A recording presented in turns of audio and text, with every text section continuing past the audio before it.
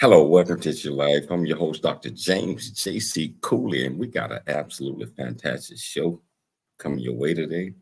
We're going to be talking about something that I believe that is so dear to all of us, especially if you're 18 or older, and that it's been instilled in many of our lives for quite some time. We're talking about voting. But I tell you what, before we even get to that topic, I like to connect both radio, television, podcast, live streaming platforms all up at the same time. So, Todd, let's do it. Life is a series of circles and cycles, phases and stages. These are your experiences that teach you the lessons of life. You can either ignore them or embrace them. Welcome to the James Cooley Show. It's your life. James is a motivational speaker, author, military veteran, and founder of the James Cooley Foundation. James is here to equip you to strive for greatness and to overcome adversity. It's time to get equipped today for the challenges of tomorrow. Now, here's the host of It's Your Life, James Cooley. Hello, welcome to the James Cooley Show. It's Your Life. I'm your host, Dr. James J.C. Cooley. And wow, we got a wonderful show coming your way. We're going to be talking about voting, the right to vote, traditions, everything that goes with that, because right now, I think today they have primary election voting day today. And it's so important that all of us understand why it's important to vote and the many sacrifices that many of our forefathers made to ensure us that we are able to vote and taken seriously. So I tell you, that's what we're going to talk about, but I can't even start the show without executive producer and my lovely co-host, Dr. Michelle Cooley. How are you doing today? I am doing great on this beautiful day in March. We got this amazing guest. She's a returning guest, and she is so knowledgeable about a lot of things. And you're right, James, talking about voting and just basically really doing your civic duty and voting when whatever side you're on. But she's going to be talking about voting and voting traditions and many more topics, so the bulk is going to be about voting, and then she's going to talk about something else, audience, so be prepared. Wow, I tell you what, I'm excited. Michelle, can you please introduce the title of the show, the purpose of the show, and introduce this absolutely wonderful returning guest? Yes. So the title of today's show is Voting, Ways to Start Family Traditions for Voting. And we're having a sit-down conversation with Mitigation Specialist expert Theresa Diamond. Learn about the criteria to be able to vote, the percentage of registered voters who are actually voting, what is civics, creating family voting traditions. And again, I mentioned we have another topic towards the end of the show that she's going to educate us on. So again, Theresa Diamond, born and raised in the South Bronx in New York City. She attended public school and graduated from John Jay College of Criminal Justice with a BS in Criminal Justice Administration and Planning. She went on to gain employment in every arm of the justice system available to her. After over 25 years away from academia, she returned to school and obtained her master's degree in community counseling and completed the first year of her PhD. She has held so many different positions: civil investigator, criminal defense investigator, investigator for the largest county public school system in Atlanta. She has done so many great things, and she will continue to do amazing things. So please welcome back to the show, Theresa Diamond. Hey guys. How you doing, Theresa? Hi. It's good to see you guys again. We miss you. I miss you guys too. Yes, I like to talk, so I have so many things in my head. I whenever you contact me, it just flows out. And that's how it should be, because we go from the heart and we look at things around us, and then we think about the experiences of growing up and what our mother and our father and our family taught us, especially when it comes to voting, and why it is so important that our voice and vote be counted, most importantly heard. So, hey, Theresa, for the folks that probably miss you on a couple that you've been on. Can you give them a quick background update of who you are, what you do, and why it's so important that you're passionate about this great topic that we're talking about today? Oh, Dr. Cooley, that's a mouthful. But to me, I'm a typical African American that was raised in the hood, and there was a lot of richness that I got from that, particularly my mother. She was wise. She was very wise. And over the years, everything I've done has been to support and help people who people don't care about. People who are incarcerated, people who are charged with the death penalty. So for the last 27 years, I've been a mitigation specialist to help people who were charged with the death penalty. And that involves a lot of stuff. And to make us give you a snapshot of it, I go back into their lives about 3 generations back and look for patterns and things that can humanize them and put them in perspective. Things that juries don't get to hear, all they get to hear about is the crime. In a nutshell, that's what I've done. I retired in October of last year.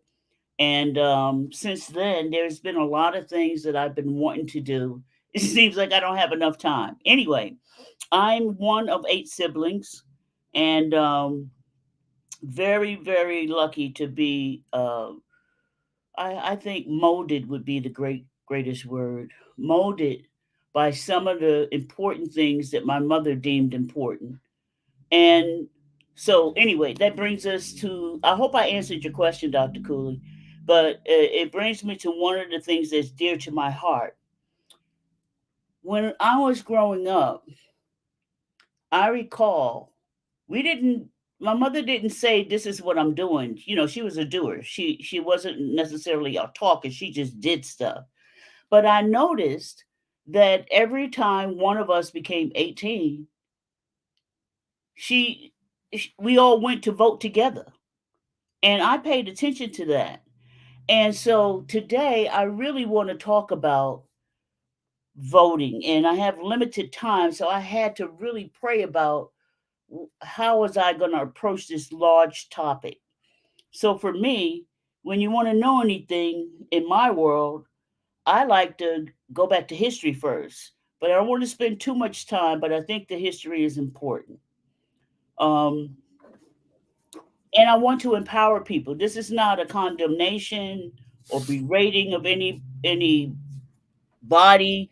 It's just that the times that we're living in right now, it is more important than ever about understanding why your vote really does count and why you need to get involved and get involved in a different kind of way than just going to vote for president. So You mentioned that, and that was my next question. Is a lot of people feel that they only going to vote when it comes to the presidential election, or maybe not. It's so important, I believe, that the down ballots votes be taken probably even more serious than the presidential vote. Can you explain to our viewers and our I listeners agree with why that. this is so And the important? reason why people don't really know it is one of the biggest things that they did, I'll just say they, is they removed civics out of schools. So if you don't get civics at home and you don't get them in the school, what are you operating from? So they don't even. A lot of people don't even understand the connectivity between your local school board, your commissioner board, your transportation board, and all these local mayors. Everybody goes and votes for mayors too. There's a large turnout for mayors, but they don't, and they understand the government governors, but they don't do the smaller things like uh, who's going to run your elections in your county. You know, those are voting mechanisms, and you have to know something about these people. So let me go back to what our tradition was. It's basically everybody who turned 18, my mother made sure we were all registered to vote, and we all went together. We went together to the polling place and we all voted together. And I really liked that. That stuck with me. Now, it's a different time now. It's not as convenient. Politically, what some people did in various states is we used to have a local DMV office in almost every city. You could go to a DMV office with no problems. But the central office for the DMV moved to the suburbs. That was the first strategic thing that they did. And if you didn't drive, you couldn't get there. So it started out doing that to try to prevent a large portion of people to vote. Then after that, they put up all kinds of impediments. And I'm going to talk about that. But I want to talk about first, I said, the history.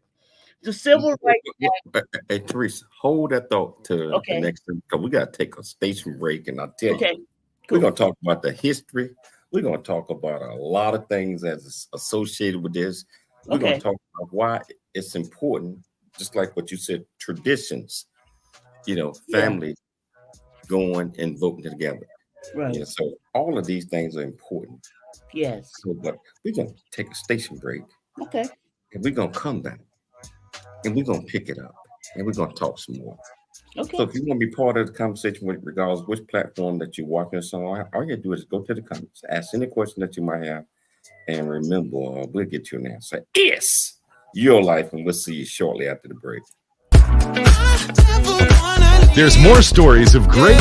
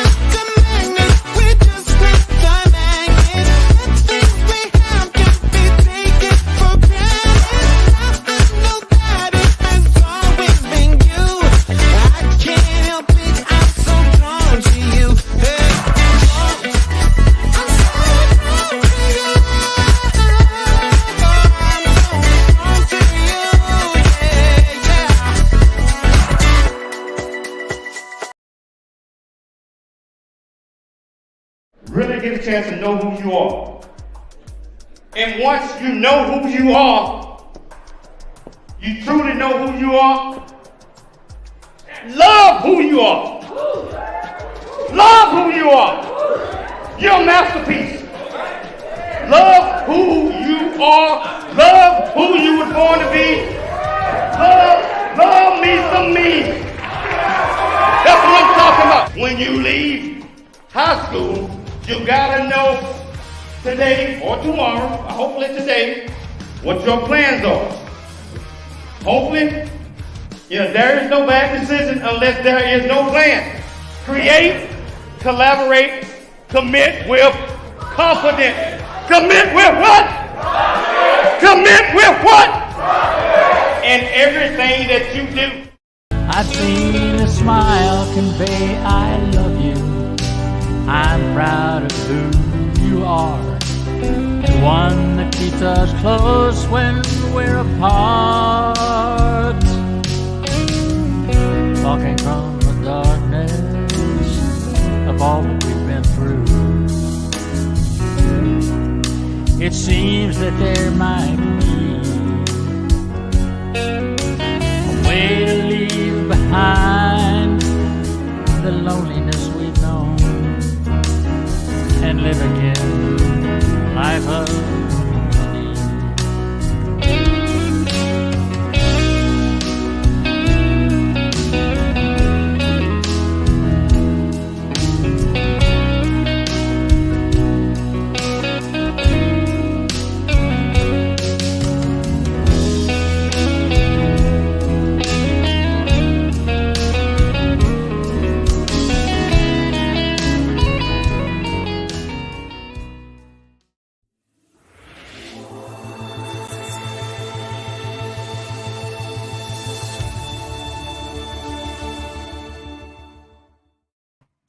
Hello, welcome back to the James Cooley Show. It's your life, and I tell you, we're getting off into the midst of this great conversation.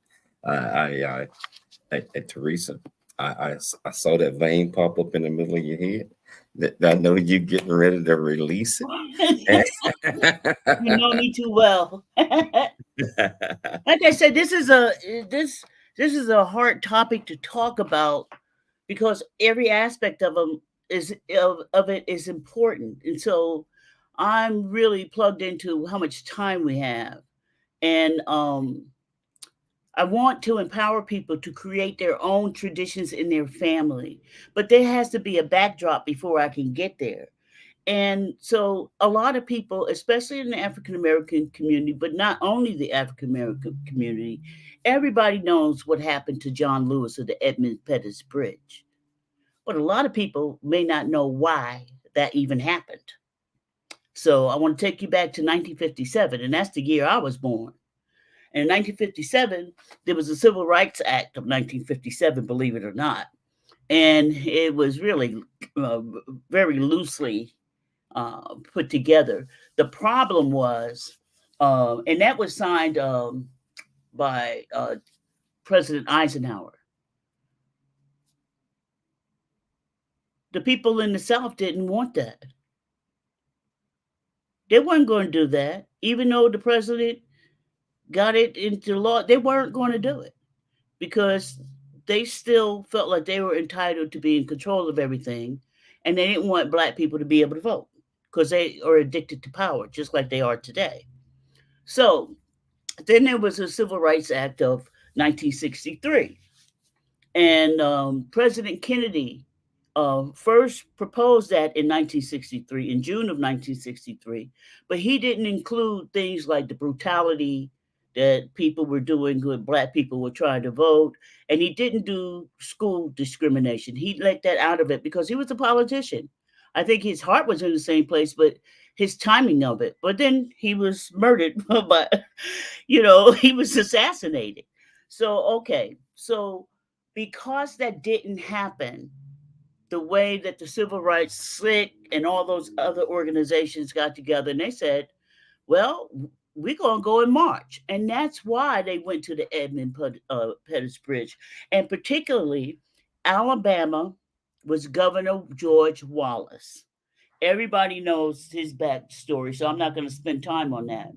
But the reason that they went to the Edmund Pettus Bridge is because they wanted to go directly to the governor who they knew was the impetus for blocking such a thing as protecting people's rights to vote, giving them the right to vote, protecting them from brutality from the police. That sounds familiar. Huh. And I'm talking about 1965. And so to make a long story short, what happened was they were met with state troopers who cracked John Lewis's skull, killed a young man that was 28 years old that was trying to protect his mom from being brutalized by the police. And then all hell broke loose. And by the way, his name was Jimmy Lee Jackson. I had to write some notes because I'm old. I can't remember everything. So anyway, they wanted to march directly to the Governor Wallace's place where he was at. And that became Bloody Sunday. So when people say that people literally died to vote, it's true. It's not just a slogan. So going back, now that I've given you just the backdrop of that, there used to be where Black people had to guess how many jelly beans was in a jar. And if you guessed the right number, then you could vote, but that you were never going to guess. Who could guess that? Then they had literacy tests when they purposefully and intentionally prevented Black people from going to school or having textbooks. So there's always been impediments thrown in the way in order to vote. And so I think, well, for us and my family, that was my mother's impetus for making sure that we understood that we didn't just go to a voting thing because we were of age and we just pulled pull the lever. We had to know what we were voting for. My mother used to ask me, well, why'd you vote for them? And if I couldn't tell her, she made me go down the street to the library. We got computers today. You can research anybody. So what happens is our communities, whether they're wealthy or not wealthy, but mostly in the non-wealthy communities or working class communities, what happens is there's a bunch of people running your community that you know nothing about, and they keep getting revoted in. And that's why, just like today, I was stunned. Right before the show, I heard a piece on, I think it was on NPR, that said that Missouri is contemplating legislation that any woman that's pregnant, that she can't not get a divorce from her husband. What? So these are the same, your city council. They're the ones who delve into your budget that runs. If you got transportation issues, you got senior citizens living in places where the bus stop is 5 blocks. People locally are the ones who are making those decisions. They decide what happens to you. They decide what affects you, everything. And so that's why it's important to vote, not just for a governor or a president. It's even more important to vote for your city council members. And if you don't know nothing about them, look it up. We got Wikipedia. Everybody has computers in. I used to have to go to the library. And back in the 70s, that was hard to do. You know, we only had one library and it wasn't fully stocked. So what I'd love for people to do is understand the gravity of why it's important to vote, not just because people die, because it's a privilege to be able to vote and to be alive and vote. And I'm not a rapper. I'm not bashing rappers. I don't care what they say because they're not making decisions. They're not in the boardroom. They're not on city council. They're not on these people that are taking books, burning books and taking books out of the library. You get to vote who's in charge of the library. So it's all involving in our whole lives. Voting dictates how you're going to live. So I get kind of frustrated because I see people blaming, it doesn't matter whether it's Republican or Democrat. I don't care who it is. They blame the presidency for laws that they want to see enacted, but they don't do the down ballots in order for that president to get the number of votes that he needs to implement what they want. All they see is that you promised us this and you didn't get it. And they're lacking the knowledge of civics. And the school has taken civics they've taken them out. They've removed it. Who does that? The school boards. Who's on the school boards? I don't know. Little Johnny comes home with a letter saying from now on you can't wear dreads. Who made that decision? Who are they? Theresa, when we vote, there's like a summary, an explanation of different laws, whether you want to vote for this or vote yay or nay. Even when people do look online about the particular law, and sometimes they may not understand it completely, what is the recommendation if you don't really fully understand the law, you do your research, what other avenue can you go through to really fully understand the law that you may be voting for or against? That's a wonderful question, Dr. Cooley. Michelle, what I discovered, especially days of with bots and the Russians interfering and a lot of people go on and print things that they want people to believe that may not even be true. So you can't, even if you find it on the internet, you can't necessarily, you have to discover who the person is that wrote it. What motivation do they have? Today, yesterday, my ballot, I do mail-in ballots in California. And yesterday I looked at my ballot and I saw a category of people I knew nothing about. I didn't even recognize the title that they gave them, some kind of commission of something.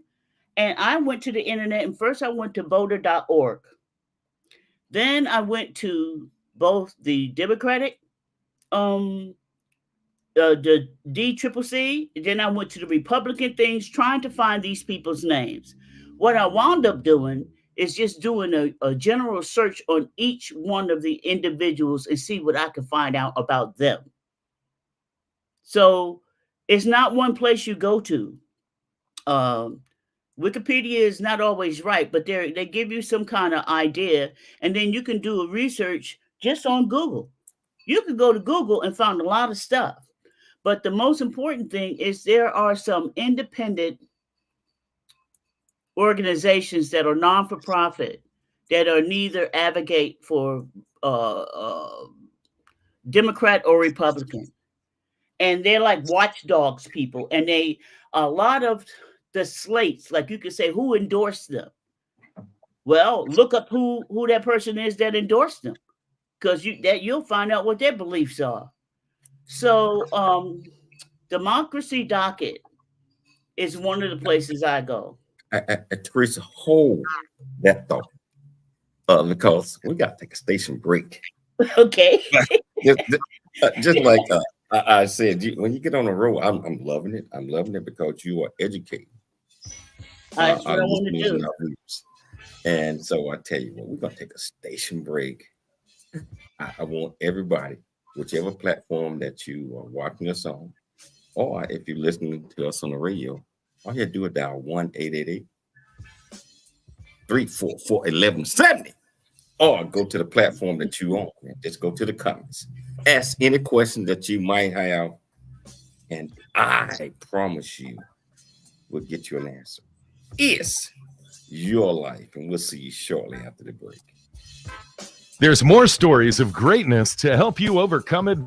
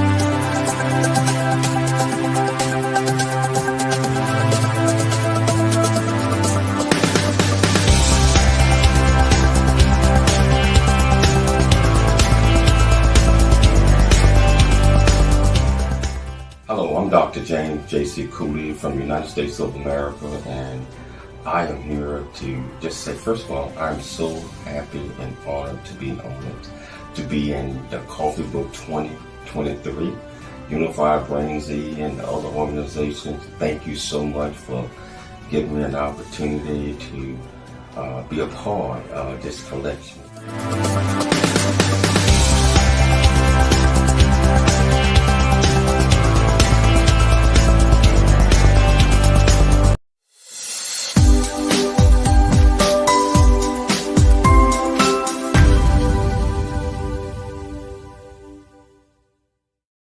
Hello, welcome back to the James Cooley Show. It's your life, and wow, just enjoying this conversation, enjoying this lesson that Theresa is giving all of us, especially the portion of it when she mentioned that civics,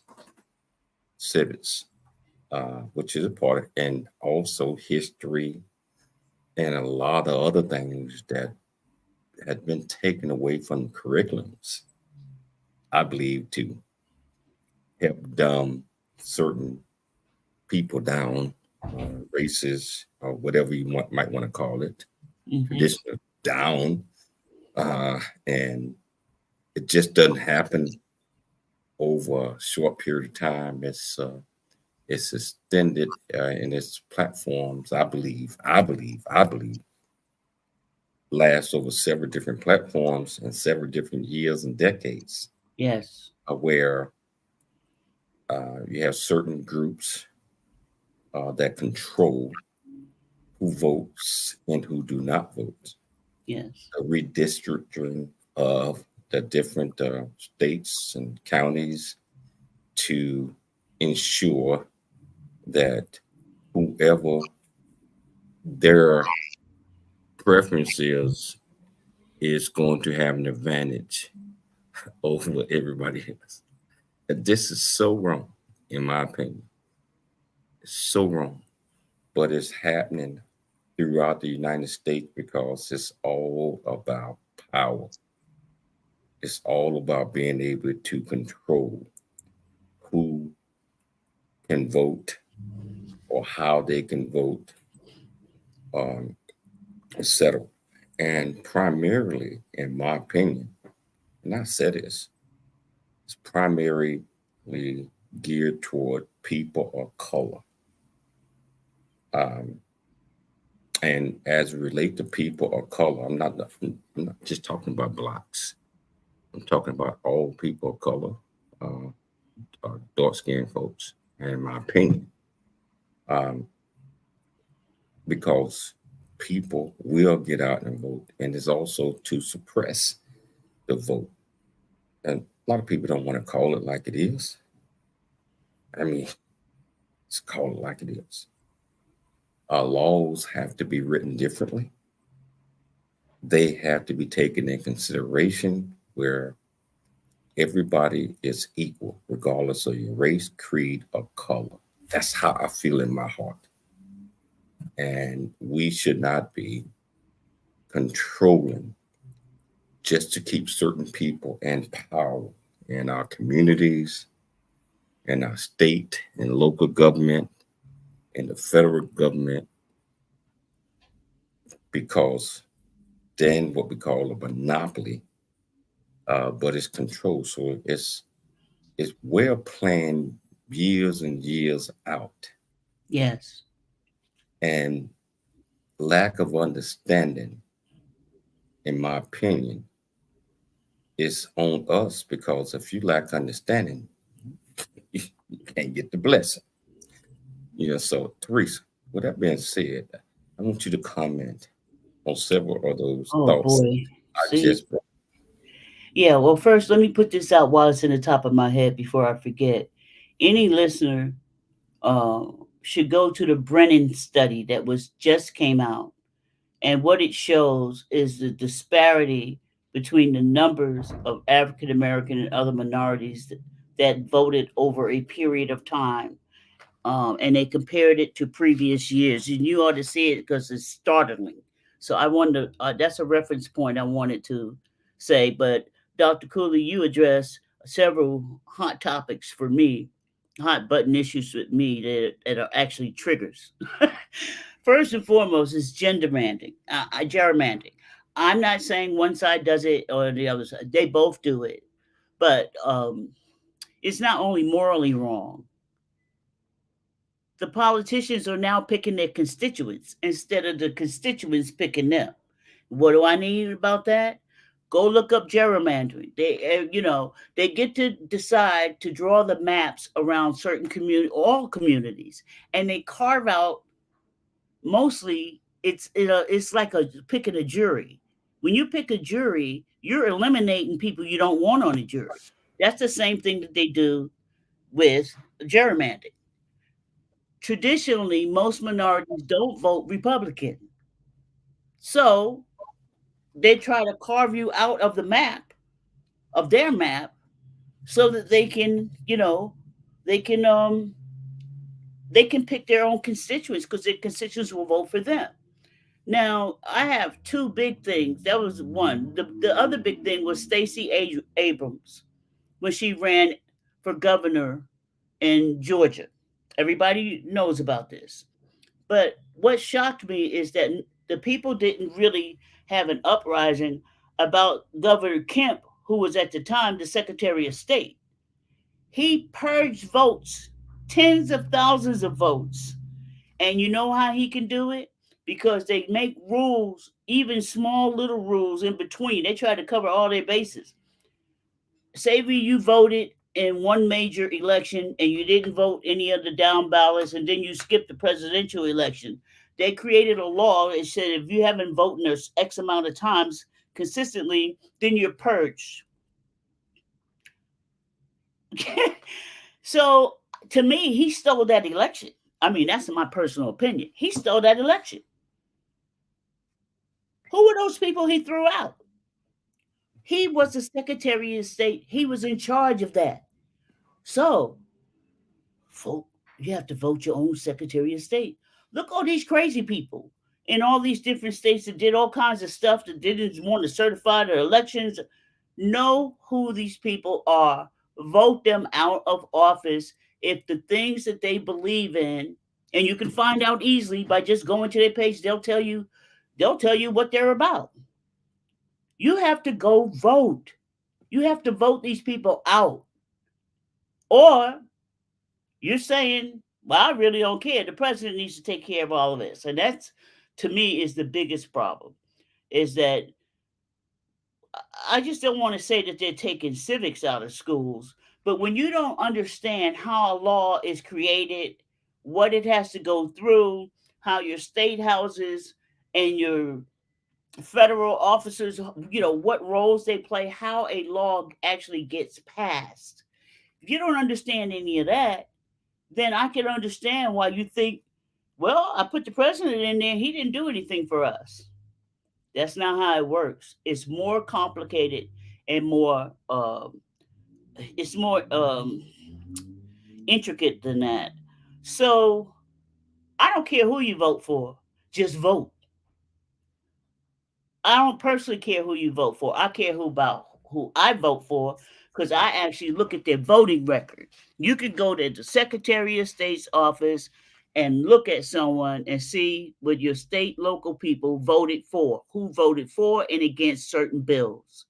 You should be an educated voter, and you can be, because we got tools that are at our disposal. They're not being used in the best ways that we can become educated voters. And so the reason I wanted to talk about this really was to try to get people, I wanted to be thought-provoking, where I can get people to start thinking about even their children that are in elementary school or middle school, to create ways to create their own family traditions about voting and get it into the families. Let it be generational like my family did.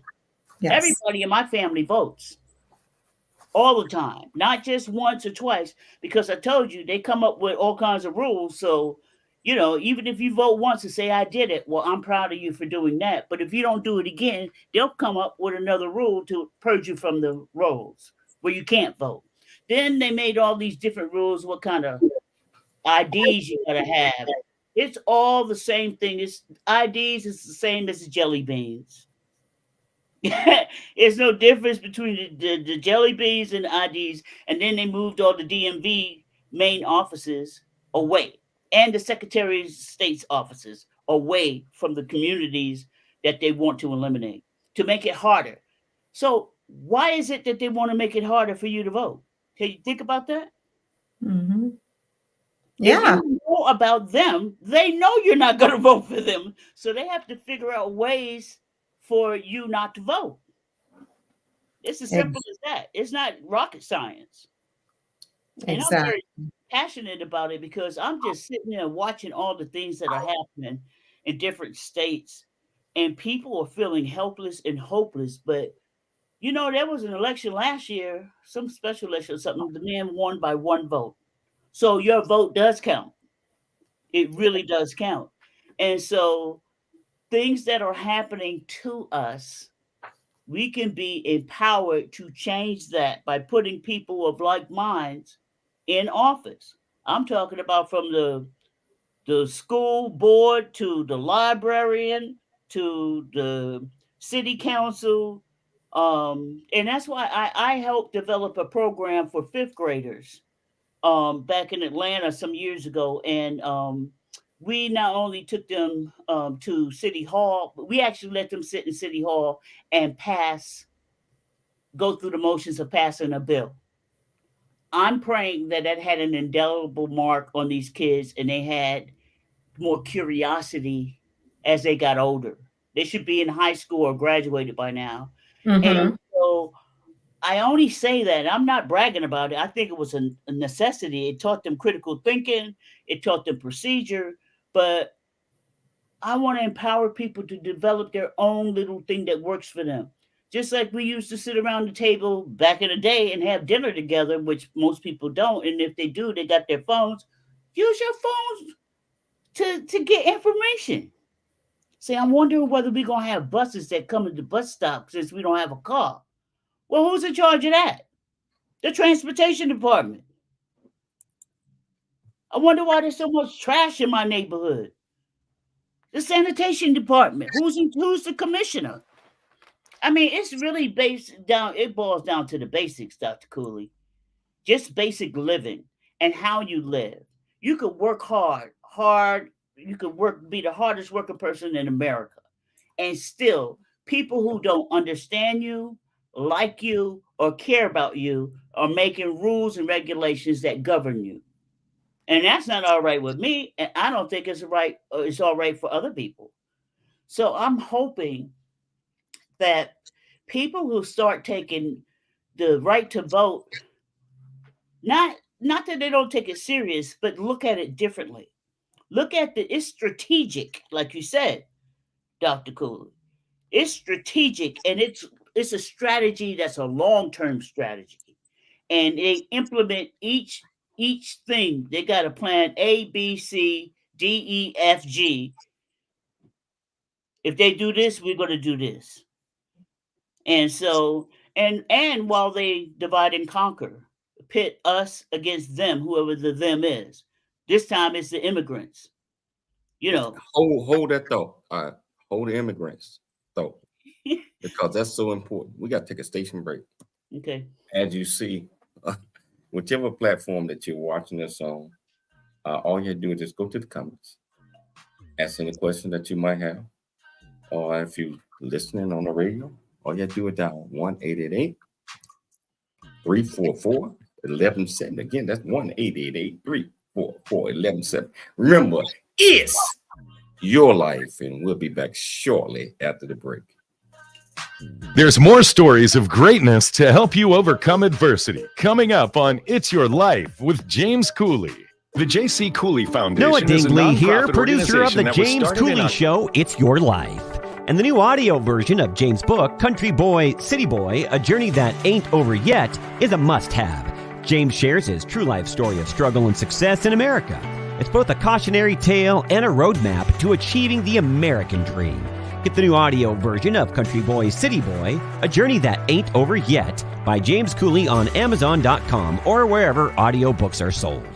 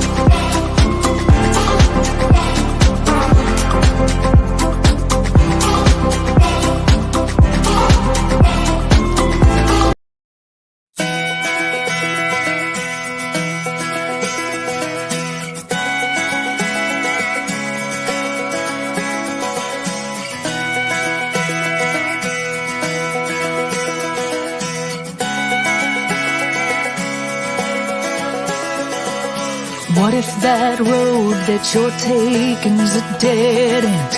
What if love leaves you all jaded and broken? What if that limb breaks your climbing out on? Yeah, what if it all goes wrong? But what if it all goes right? What if it all works out? What if the stars line up and good luck rains down? What if you chase your dream and it changes your whole life? Yeah, what if it all goes right?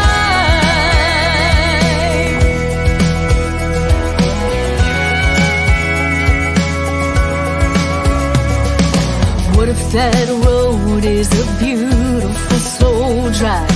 What if that love ends up lasting a lifetime? What if that limb holds you oak tree strong? What if this time nothing goes wrong? What if it all goes right?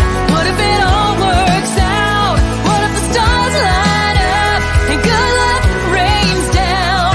What if you chase your dream and it changes your whole life? Yeah, what if it all goes right?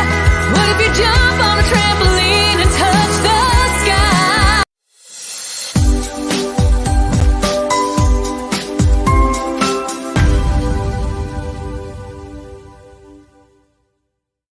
Welcome back to the James Cooley Show. It's your life. And I tell you, I'm thoroughly enjoying this because, you know, they took civics out, just like you said, a lot of history and a lot of rewriting the books to, and I don't know, and I don't mean to use the word they, I'm talking about, but legislators, politicians, people that make the rules.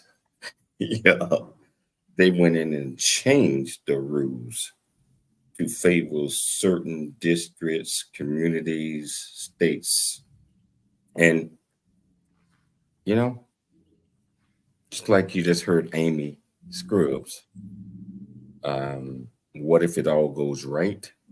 I just actually wrote that down because I like that song. Everybody, she is absolutely marvelous. You have to go, and I love that song. Hey, Todd, how you I feel like about that song. Hey, Todd, are you there? Yes, sir. Man, what you think I about love it. the conversation? What you think about what if it all goes right? Right.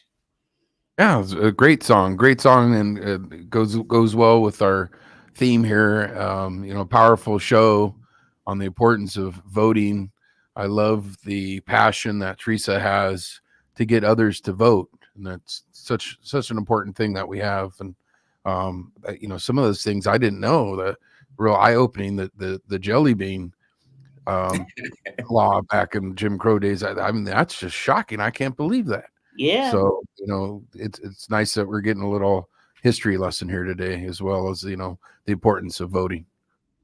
And, you know, we're getting a history lesson. And Theresa, I don't know how powerful you think, Theresa, but you are really educating some folks, millions. I hope so. Correct me if I'm That's what I want to do. I don't want to, disparage anybody. I want to transmit to people how strongly I feel about it, because I think that they will too, and that they'll do something about it. We are creative beings. I also want to make something clear. This is not a black and white issue. It's more of a socio-economic issue. Okay? So working class people, poor people, tend to be more liberal in their thinking. Not always. I don't want to paint a broad brush. But by and large, the majority of those people happen to be minorities, but not all of them. Poor people have been voting, poor white people have been voting against their own interests forever. And I don't want to, just single out anyone, but as one example, Mississippi is the poorest state in our union. It continues to be the poorest state, the most uneducated. The same politicians that's been in Mississippi for decades are still there. And if it's not them, it's their ancestors, their next generation. And so why does it stay like this instead of improving? Who's benefiting from them sitting in those seats? Let me say something about that. And you're absolutely right. And it comes from lack of understanding again. And it comes from this is how it always have been. Yes. And it comes from no, I don't want to change. I don't want to change nothing. No, I'm okay. long as I'm getting my $500 a week check or whatever that is a month, I'm okay. But the challenge that I think is this is no one is benefiting, and it's not just Mississippi. It's not. I It's just happen across to know the that one. country, But across the country, and especially when it comes to African American. I hate to say it, and people come. it's true. We are our own worst enemy. We Enemies. rather steal from ourselves, keep us in our communities, fight, burn down everything in our communities, just because somebody said something, or we're not gonna get out of our communities because we don't go outside. If we go outside, we're gonna steal. I mean, I'm talking about in most cases. I'm just saying, it's a lack of empathy. And the challenges that we have is how do we get our youth and our young adults who's going to be our future leaders of tomorrow to open their eyes, and you can be whatever, whoever you want to be. I'm talking about you, but you have to have understanding. You have to get educated. You Todd, have to. You have to. respond to that, Todd, if you can. Todd. No, I think you hit it right on there. Education. Education is key. Yes, If right. you don't know what's going on, then you don't know what's going on behind these votes and these bills. And so, yes, Theresa talked about it too, about how follow where those votes came from, who has the powers, what are the lobbyists doing, why would they want those laws to be there.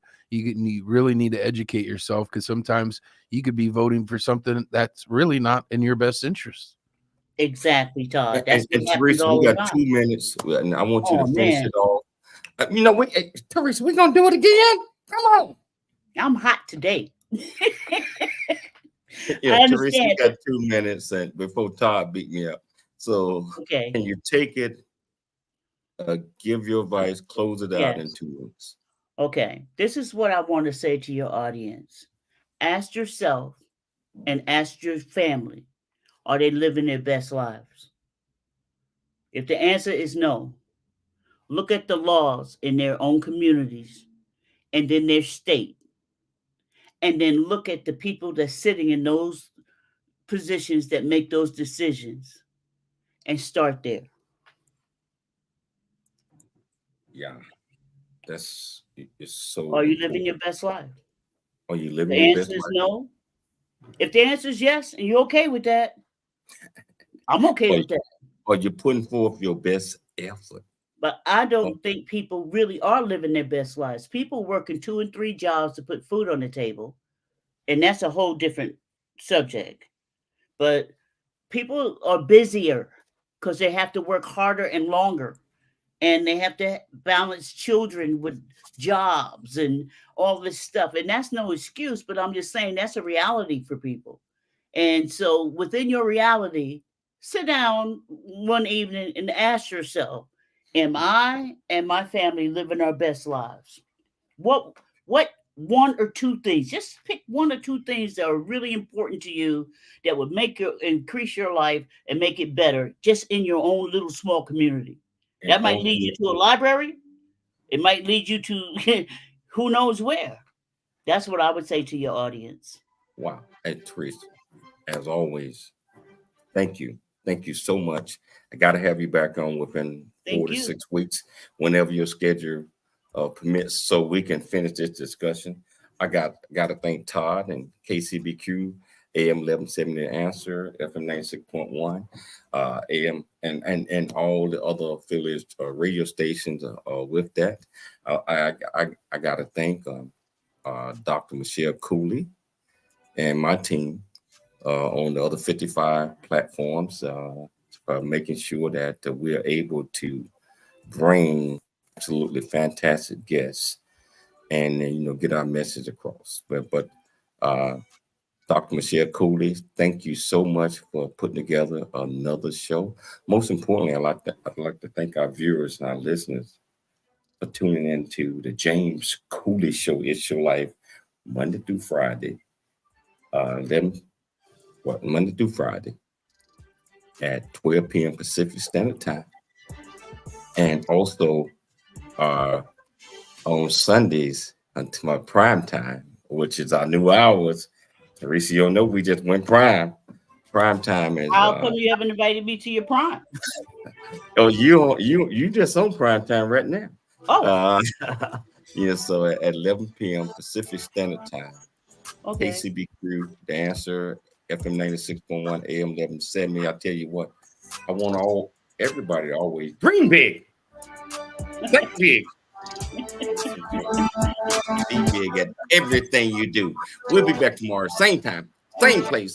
It's your life. We'll see you there. Thanks for joining us for the James Cooley Show. It's your life. To learn more about Dr. James Cooley and how you can support the show or become a guest, visit CooleyFoundation.org.